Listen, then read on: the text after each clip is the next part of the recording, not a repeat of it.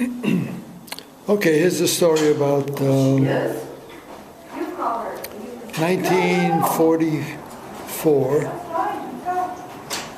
in Narsarsuaq, Greenland, where things got a little boring on a Sunday morning. I didn't just call you, I walked around the store twice.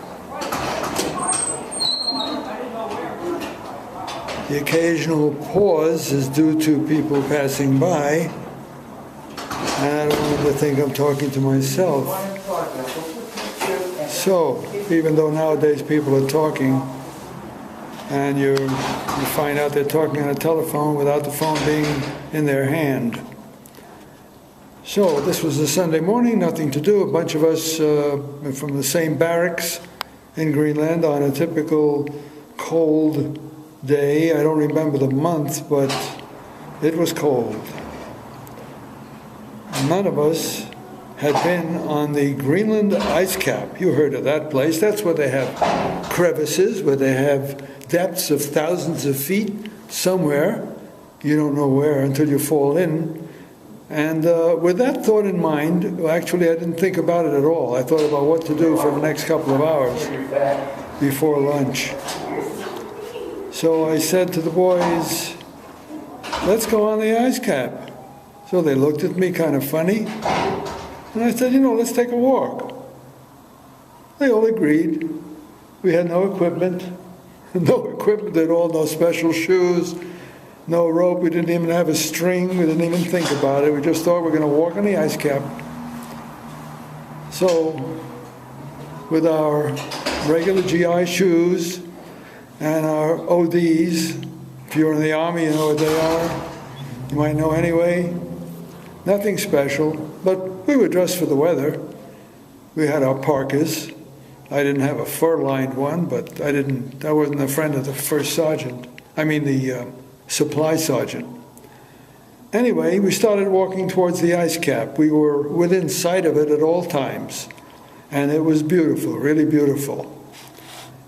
So we started to approach, and we found we had to climb a little mountain or a big hill, and as we got closer to the Icecap, the hill became, it was kind of icy anyway, but there was nothing to hold on to, and it was at least a 30-degree angle, and there was a path along the side of the hill. So we were walking now around the circumference of the hill, not up or down. We were now at a level where there was a path. The path was, I would say, as wide as, maybe 8 inches wide. And it was not flat or paved or anything like that. It was just a groove that been, I guess many other people must have walked that same route. Winter, summer, we don't know. But that was the route we took in order to actually reach the Icecap. Pause. On the way there, one of the things we saw that was so unusual, I will never forget it. It was a large boulder. Probably, who knows, maybe 20,000 pounds, probably more. It was very, very smooth on the outside. However, it had, pause.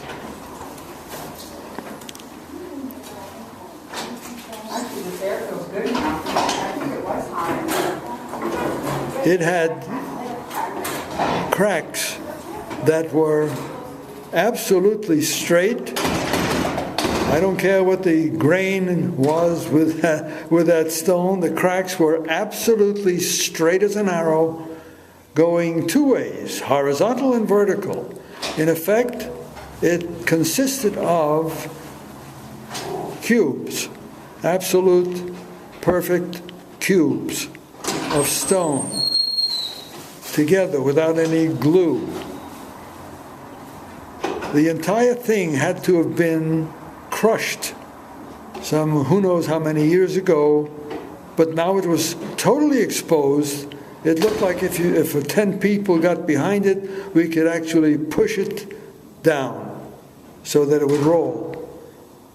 But we just looked at it in amazement. I'll never forget it. I know what a straight line is, and I know what vertical and horizontal lines are. This entire stone or boulder consisted of squares, blocks, absolutely square.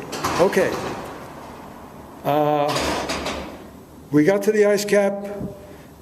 Obviously, we didn't know how deep the snow was, but there was a lot of soft snow. I had to hope, in the back of my mind, I may have been thinking crevices, crevices, crevices, like you fall in and you can't get out. But nothing happened. We had a terrific walk. I have some pictures from it, and it was an unbelievable thing, and I was leading the party. I don't know if that's because I was the first one to fall in, if it happened, but in any case, that's the way it happened. True story. You probably can't even see my nose at this point. Absolutely true story. I'll never forget it. I had to be real stupid to even think of it. But now I'll never forget it. And I don't regret it, because I'm alive to regret it. I mean, to be able to. This is Empathic Sam. Bye.